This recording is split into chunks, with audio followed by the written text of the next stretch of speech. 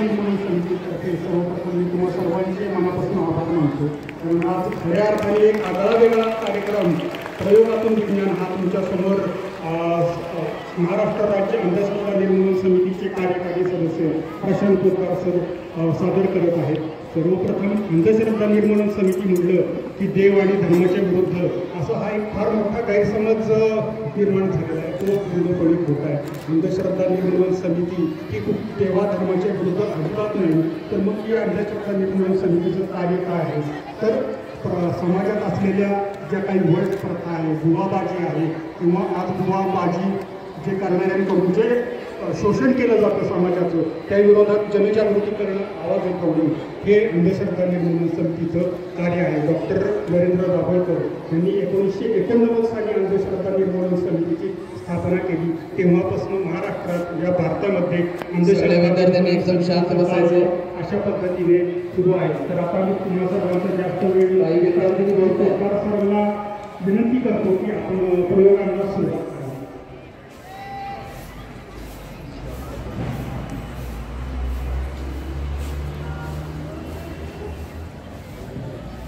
नमस्कार सर्व विद्यार्थ्यांना. नमस्कार, धन्यवाद. प्रथमतः महाराष्ट्र अंधश्रद्धा निर्मूलन समितीच्या वतीने आज या ठिकाणी सदाशिवराव माने विद्यालयामध्ये हा कार्यक्रम करण्याची संधी आम्हाला उपलब्ध करून दिली त्याबद्दल आपल्या विद्यालयाचे मुख्याध्यापक, सर्व शिक्षक, स्टाफ आणि ज्यांनी या कार्यक्रमासाठी प्रयत्न केले ते आमचे मित्र डोकसर यांचा मी मनपूर्वक आभारी आहे.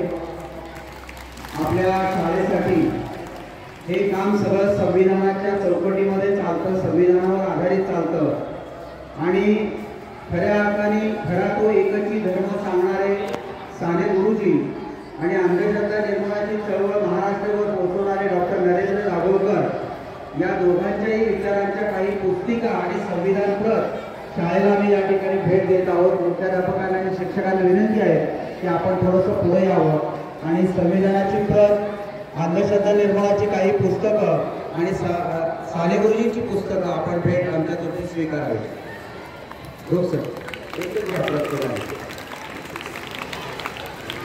हे देण्यामागचा उद्देश असा आहे की मुलांनो, आजचा कार्यक्रम नुसता बघायचा नाही तर तुम्ही काय पाहिलं हे सगळं तुम्ही पुढच्या आठवड्यामध्ये नोट करून आणायचं.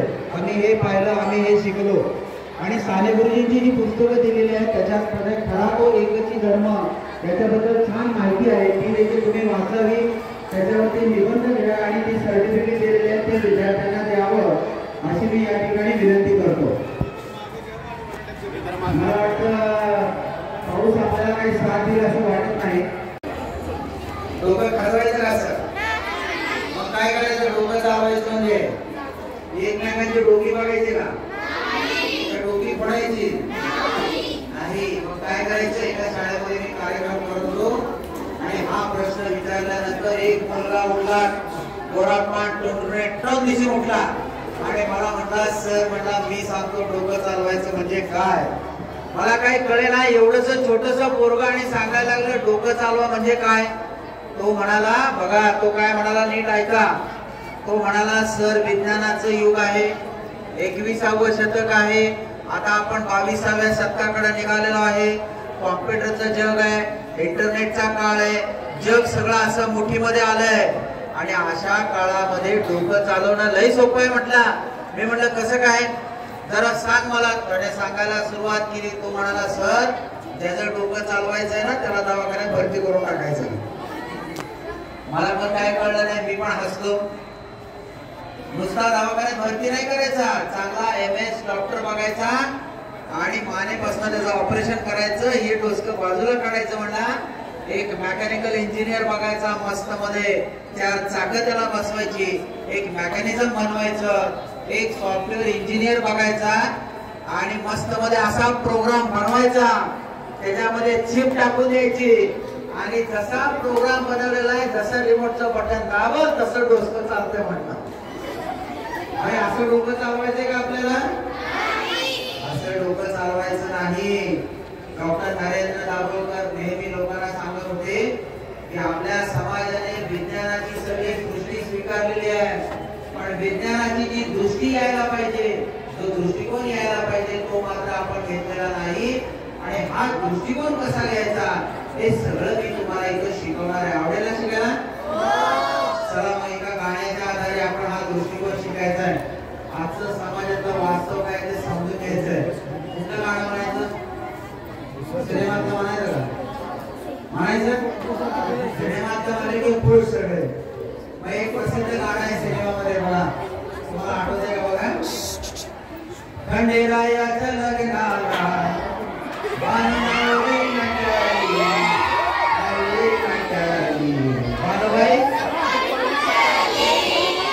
अरे तुमची सुपारी एवढ्या लवकर फुटणार नाही, काळजी करू नका.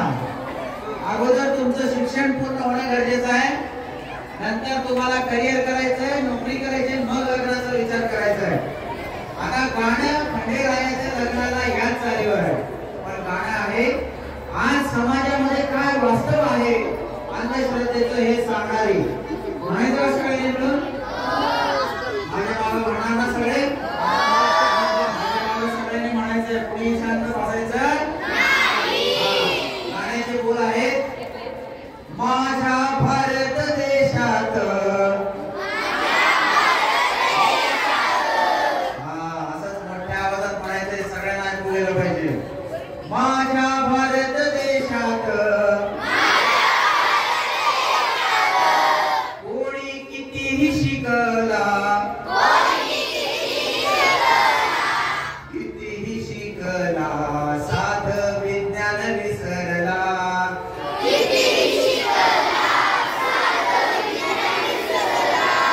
कोणी झाला जरी डॉक्टर,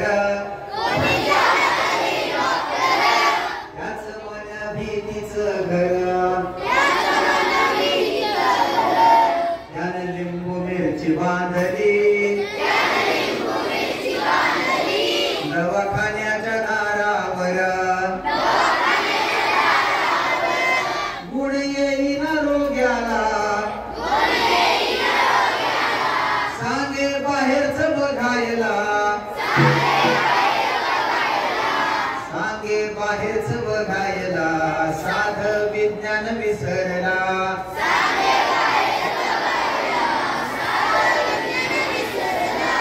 काय इंजिनियरची कथा,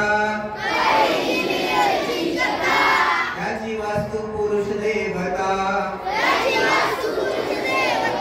घरी पुरोहित आणुनी,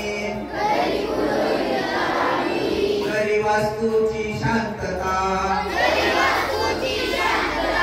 काळी बाहुली बांधली, त्याने नवीन बंगल्याला, नवीन बंगल्याला साधं विज्ञान विसरला.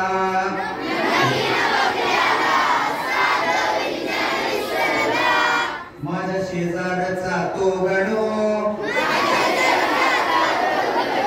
झाला कॉम्प्युटर मास्तर. म्हणे कॉम्प्युटर गणपती, त्याचा माऊस हा मंदिर. राशी भविष्य कुंडलीचा, त्याने प्रोग्राम बनवला. प्रोग्राम बनवला, साधं विज्ञान विसरला.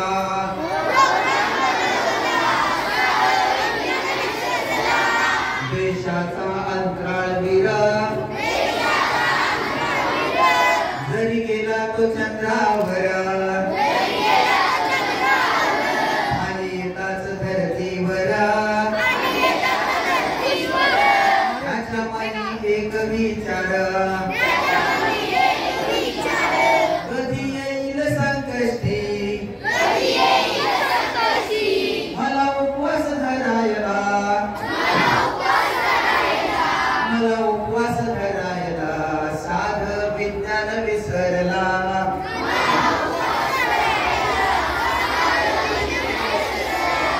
माझ्या गावात शाळेवर आहे शिक्षक पदवीधर. रोज विज्ञान शिकवे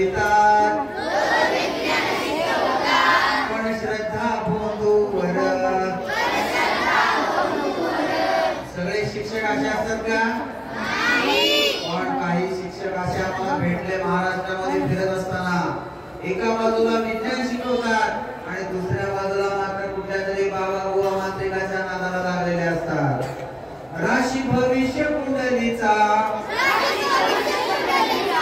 त्याने प्रोग्राम बनवला साध विज्ञान विसरला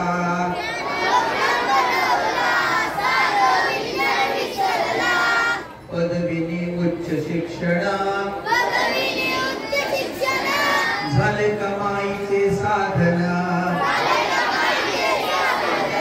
अशा सुशिक्षितांपासून कोणी काय घ्यावी शिकवण काही कळेना दुनियेला कोण अडाणी शिकलेला कोण अडाणी शिकलेला साध विज्ञान विसरला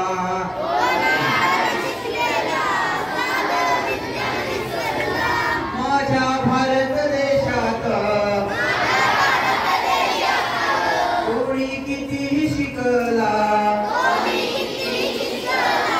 कितीही शिकला साध विज्ञान विसरला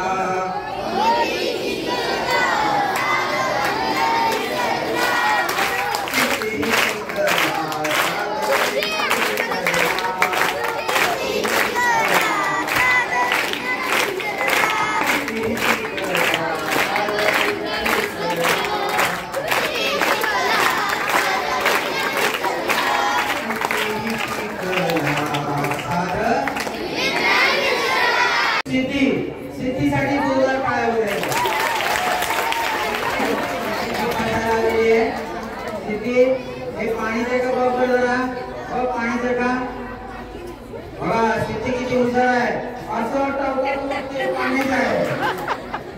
सिद्धीपेक्षा आणखी एक पोरगी मला परवा कार्यक्रमात भेटली तिने काय केलं माहितीये का असा हिसकून घेतला ग्लास आणि नाकाला लावला आणि वास घेऊन सांगते पाणीच आहे म्हणून तिने नाकाला कोण काय करायचं हे पाणी तपासायचं म्हणलं काय केलं पाहिजे नुसतं बघून चालेल का प्यायला पाहिजे मग पिऊन बघ पिऊन बघ की पाणी आहे का बाबा किती काय करते पोट लावून बघते त्याला बरोबर आहे तिथं पिऊन बघ पिलं जरा आग्रह केला की पिलं असं पिणार का पाणी कुठे बाहेर दिलं तर एखादं चॉकलेट दिलं खाणार का लगेच त्याच्यामध्ये तुम्ही औषध असू शकतो असं प्यायचं पण घाबरू नकोस याच्यामध्ये पूर्वीचं औषध नाही चढणार विटाचा अजिबातच नाही त्यामुळे मी पिऊन दाखवतो घाबरू नका पाणीच आहे पाणीच काय घाबरू नकोस एका तांब्यामध्ये पाणी नाही एकाच पाणी आहे बस रे आता माझ्याकडे एक वस्तू आहे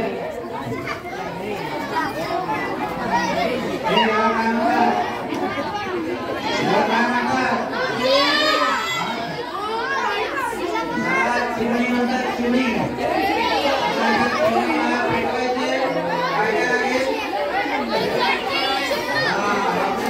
काळीची पेटी लागेल पण माझ्याकडे रावटे लागेल माझ्याकडे पाणी आहे माझ्याकडे काळीची पेटी आहे पण मी केवळ पाण्याच्या सहाय्याने हा दिवा पेटवत आहे शांत बसा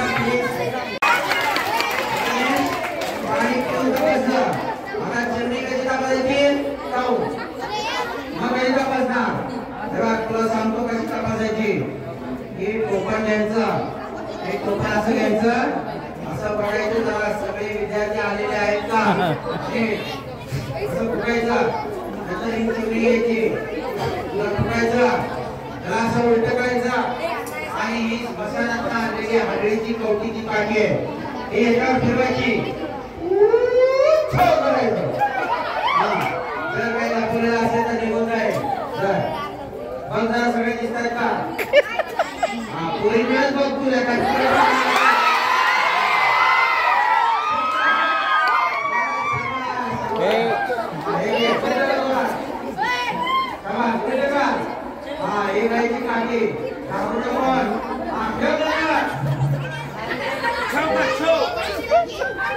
आता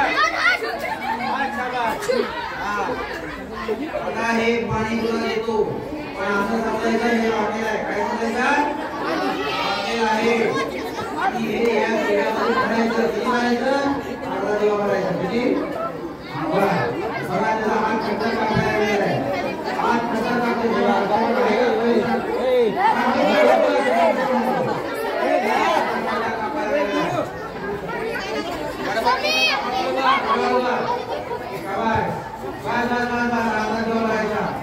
आता काय काय समजायला प्रथमे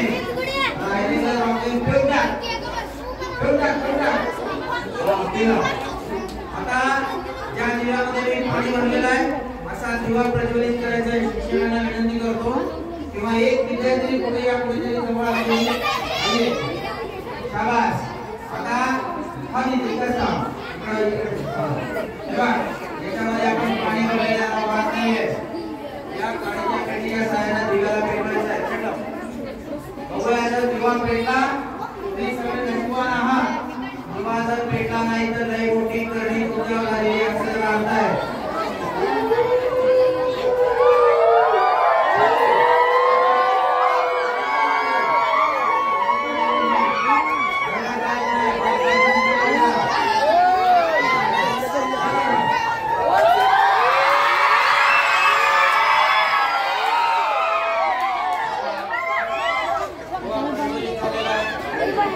या कार्यक्रमाचं आपल्या वेळेला उद्घाटन झालेलं आहे या ठिकाणी काय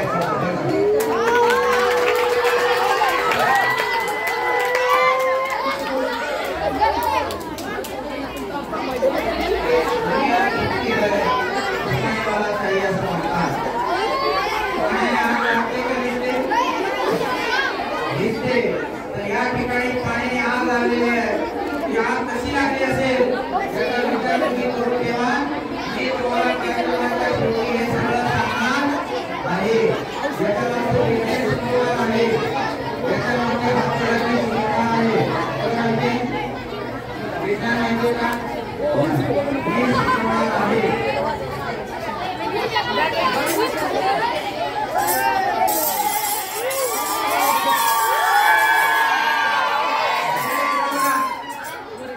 आता या ठिकाणी एक कडक आहे याचं नाव काय माहितीये का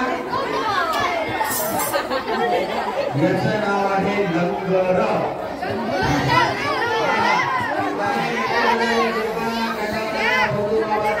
लंगरवाले बाबा काय करायचं कुठलीही समस्या असू दे भूक लागलेला असू दे चिडूक लागलेला असू दे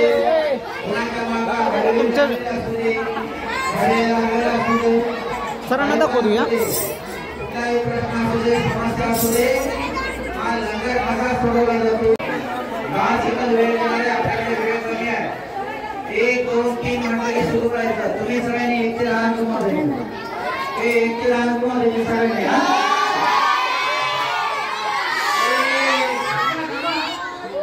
एक 2 3 म्हटलं सुरू करायचं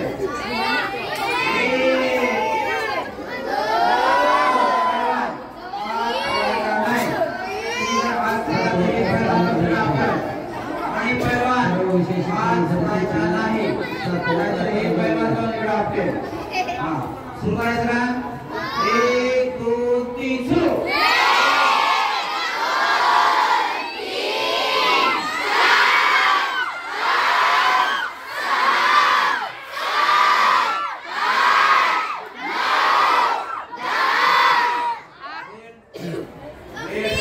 तुटल का पैलवान आजचा दिवस घरी दिले तर तुटल का तुटणार हे बाहेर निघेल का कडा नाही निघणार पण हे लंगर तुझ्या डोक्याचा जोर आहे ठीक आहे तुझ्या मागे इडा पिडा लागलेली आहे ती या सगळ्या नारळामध्ये जाऊन बसलेली आहे आता एक जण नारळ फोडायला यायचंय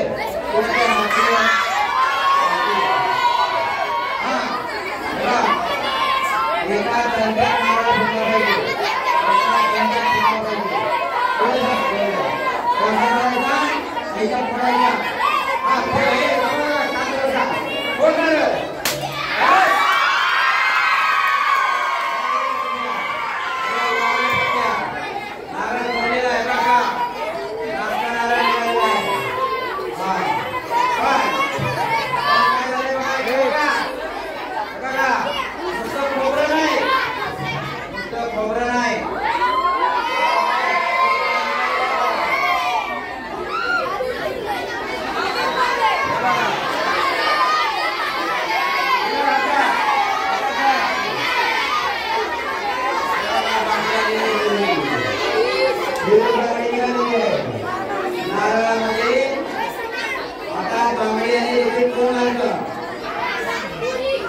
100% हळू तुझ्या मागे लागली.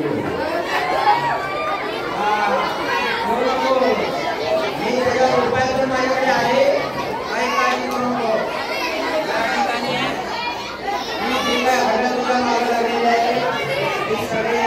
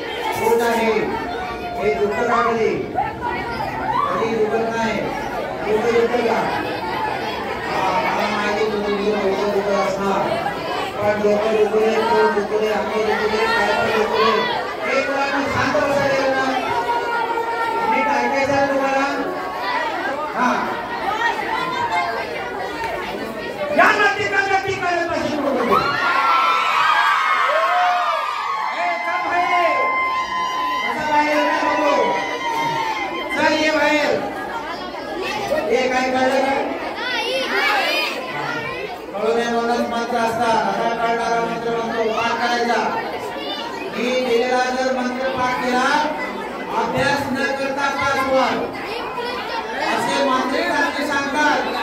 मांत्रिकांनी काय सांगतात? म्हणतात आहे पोट दुखले, अंग दुखले, कुठले पण भागा असू दे, करणे होऊ दे, गागुलपणा होऊ दे, पेटू होऊ दे, भानामध्ये होऊ दे, काय पण होऊ दे, म्हणतात आहे छापल छुपलो, छापल छुपलो. अरे तुझं डोकं येते त्याला मी काय करू? काय करलास तर माझं नाव झालं, गेलास तर भुकार गेला तर मी काय करू? काय बाहेर असा राहिलं तर बघू. एकदम बाहेर बाहेर आलेला आहे, बाहेर आलेला आहे, पूर्णपणे बाहेर आलेला आहे.